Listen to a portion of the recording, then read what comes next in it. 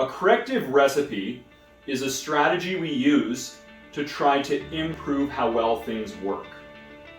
We use the term corrective recipe because it's an analogy that helps us understand this process better. First of all, in recipes, you have to get the ingredients right. Just like certain ingredients make for a great food recipe, once we identify the problem, we can identify the correct ingredients. There are very specific ingredients that will help us win. This can be ingredients to decrease tension in excessively dense muscles.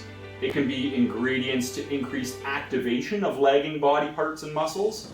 It can be ingredients to stabilize joints and balance posture and restore harmony in the body.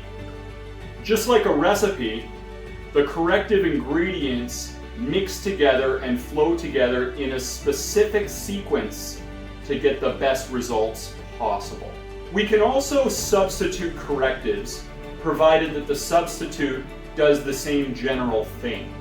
In food, we might substitute a natural sweetener for sugar.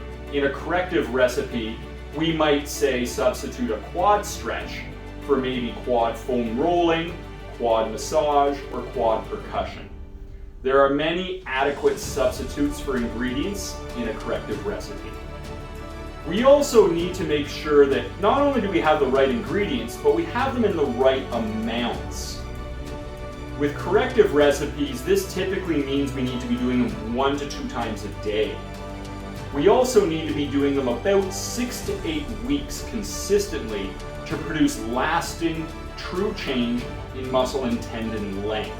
It's one thing to have the right ingredients, but you also must have them in the right amounts. And just like any other recipe, we want to taste test it to make sure it's right for the needs of the individual. Not every corrective will work every time for every person, just as not every recipe is agreeable to the taste of every individual at a restaurant. What we're looking for is typically a 20% improvement in the before and after function test. This lets us know that we're on the right track. Many times people apply corrective recipes without first verifying and validating that it will actually work. And then when it doesn't work, they'll blame the client.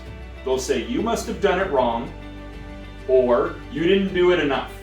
We think a better approach is to use a taste test and make sure that you and the client know that this is a recipe that's going to produce good results.